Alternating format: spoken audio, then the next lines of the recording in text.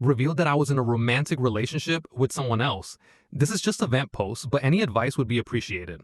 Context. I'm Ashley, 17 female. My sister, who we'll call Jess, 25 female, has been married for 2 years to her husband Jake, 34 male. They got together when she was just starting college and have been together since.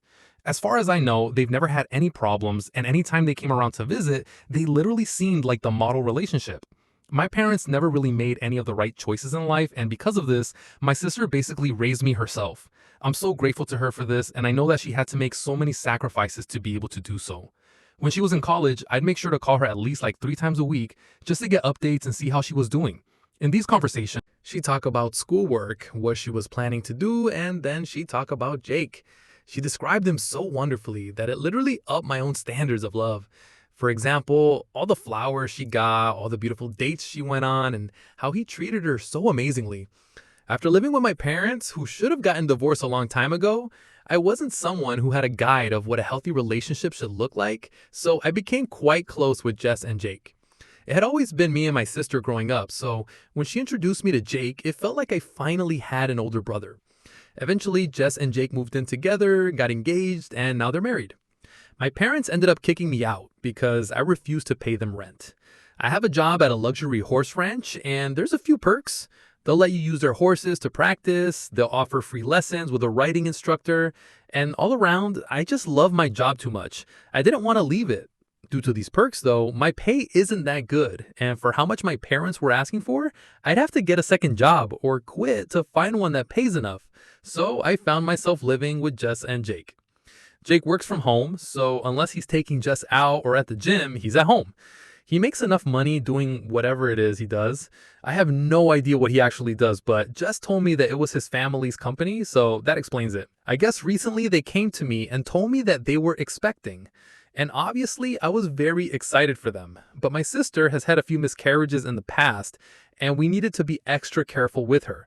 This has turned out to be a very complicated pregnancy for my sister, even in these early stages, so it's very high risk. Hopefully this is enough for you to get a clear idea of what's going on. My parents had an old car that I was allowed to drive to work and school in, but after they kicked me out, I could no longer use it. This was a bummer, as I always liked the sense of freedom that having a car gave me, but whatever. I'll get over it. Jake insisted that he would start taking me to school in the morning and then drive me to and from work. I was extremely grateful for this because I didn't have to take the bus or walk. So after Jake finished his daily routine at the gym, he would head home, shower, get me Starbucks, and drop me off at school. And then in the afternoon, he would pick me up from school and then drive me to work. At the end of my shift, he was usually waiting outside or on the way, so it was really a great help, and I was so thankful that he would take so much time out of his day to help me. In the car, we'd end up talking and having conversations, whether it was about Jess or the plans for the baby, but he'd always ask me if I was dating someone or had a crush on them. He'd wink and be like, "You're so beautiful, it's not possible. There's gotta be something you're hiding from me. Come on, you can tell me. You know I can keep a secret, just tell me." I mean, there was a guy, I'll give him that, but it was too early to talk about, which meant I ended up being vague because I didn't want to lie to him. Basically just playing coy and not answering any of his questions with too specific of an answer because I just didn't feel like jinxing myself. Eventually, Alex 19M, the guy that I was talking to, asked me on a date. His family owned the ranch that I worked at, and so we ended up spending a lot of time together while I was working. Usually during my shifts, he would come and help me out or we'd go riding together. I was really excited, and on the way home after my shift, I ended up telling Jake. He immediately went cold. I don't know how else to explain it, but there was no longer a familial warmth. He started asking a lot of questions very matter-of-factly, and I answered because I figured it was just a protective older sibling thing and that it might take some time for him to get used to it. But then when I told him that we'd been talking for a month or so, he freaked out and got really angry. I ended up crying when he started calling me a liar and saying that I've been trying to hide this from him. The one thing that stayed on my mind since is that he literally said, "What about us?" Which has left me so confused because what does he even mean?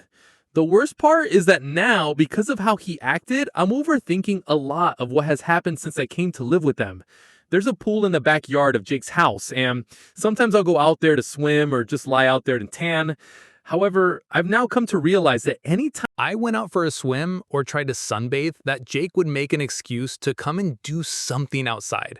Whether he'd start up the grill or mow the lawn, I'd get that feeling that I was being watched.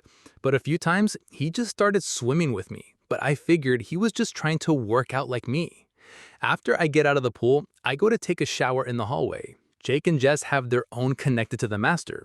After I'm done with my shower, I would go to my room and then get changed and sleep. Sometimes, though, in that short distance between hallway and room, in which I'm wearing nothing but a towel, Jake would be like waiting for me and then he'd say good night, which I would say back to him. But now I'm wondering if there was another reason for that. I don't want to bring these concerns up to my sister because of how fragile she's been recently. This pregnant is really hitting her hard, and I just don't want to say anything because it could end up hurting her or the baby. And I just need an answer as to whether or not I'm overthinking. More info. I really didn't even consider the fact that my sister could take his side over mine. But after everything I've read in the comments, it makes me think I should start collecting that evidence. Also, I will definitely try my best to switch the dynamic between him and me without raising red flags. I'm more than willing to tell my sister if I feel like there's any immediate danger. But as I said before, I don't think he's the type of person I'd rather wait until she's healthier to try and relay this news, just to be on the safe side. Considering my sister could seriously get hurt from not just the emotional damage, but the risk in her pregnancy, I'd like to give him the benefit of the doubt. But it was really scary seeing the way he flew off the handle like that. I really do feel like he's probably just been under way too much stress, as my sister's pregnancy is truly high risk, and he's had to take care of her much more than usual. He's probably just worried that something is going to happen to her. However, even if I do give him the benefit of the doubt, I should establish some boundaries. When he had that blow up, it really unnerved me and I didn't feel safe. I know I'd never be able to overpower him, so I'm gonna ask a few of my friends if they'd be willing to carpool me, and I'll reach out to Alex to see if he can give me a ride to him from work. Worst comes to worst, I'll just find a job that I can walk to. In the meantime, I'll definitely try and emphasize the brotherly relationship that I feel with him. I'm gonna try and stay pleasant because I really don't feel the need to be hostile and create an aggressive environment. Other than that, I'll be taking some steps to see if I can change my situation. Update. Is my sister's husband acting weird or am I overthinking?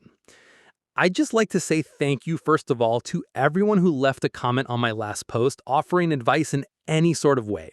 Last night, after reading all the comments, I realized that I'm no longer safe in the situation and will be making changes from this day forward. As much as I respect and love Jake, I don't think the risk is worth it.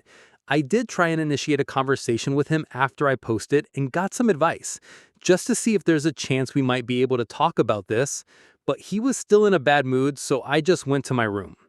In the middle of the night, I felt like I really needed to get out of the house, though I really just started feeling so trapped, and I decided that I would take a walk to my smoke spot and then try to clear my head.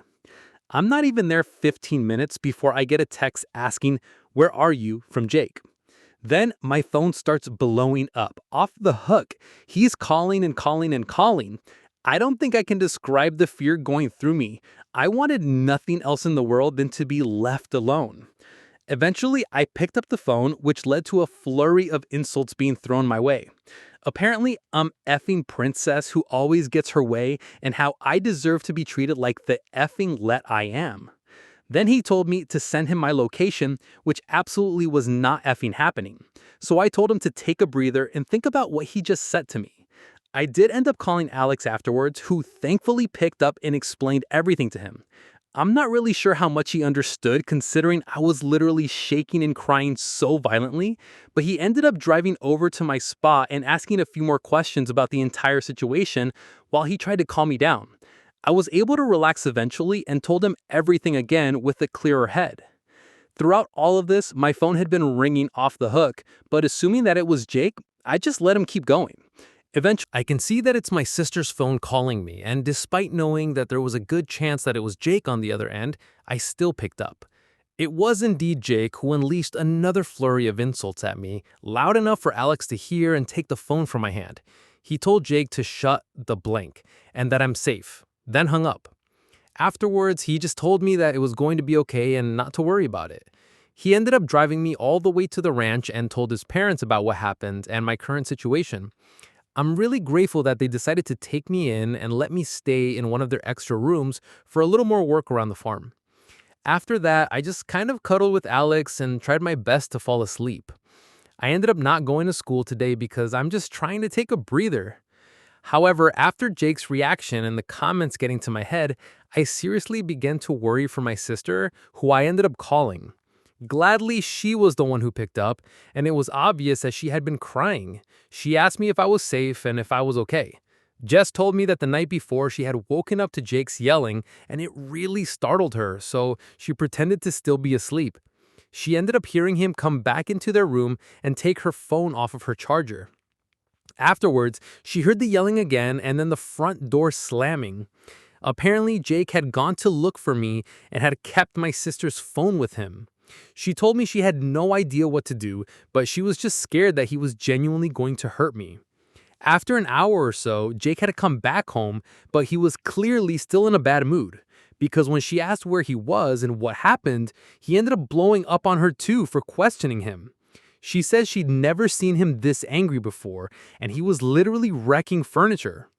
After a few minutes of this, he had gotten back into the car and left, but thankfully left her phone on the counter. She looked at the call logs and saw all the calls to me while Jake was gone. She ended up calling a friend to pick her up and then tried reaching out to me, which at that point I was sleeping, but she told me she was scared that he had found me. She told me she was really sorry for not being able to protect me herself and failing to see that this was happening. Jess asked me why I didn't tell her about any of his behavior, but I told her that I didn't want to stress her out with the pregnancy, and then we both had a long cry. Apparently, my parents are allowing her to move back and rent free because they want to help raise their grandbaby. If this had been an option in the first place, none of this would have happened, but I digress. My sister and I ended up going out for dinner where I showed her my post.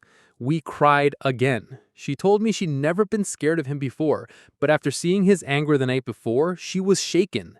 Both of us still need to get our stuff, but we're gonna reach out eventually and set a date that we can move all our shit out. My dad and Alex will both be there just in case he tries to pull anything. According to my sister, he has tried to reach out and apologize so many times, but he just claims that he was worried for my safety and that I shouldn't be out at night. He had no idea that she could hear exactly what he was yelling at me, so she knew for a fact he was lying. Just let him know that she'd be filing for divorce and then hung up. I love my sister and I wish her nothing but the best in life. I know she will recover from this and find an amazing man that loves her and only her. In other news, Alex and I are going on a date next week, so I'm pretty happy about that. But genuinely, thank you to the Reddit commenters for stressing me out so badly that I just needed to go on a smoke break. I think you may have saved me. I don't know what would have happened had I been in my room that night, but I'm grateful that I didn't have to find out.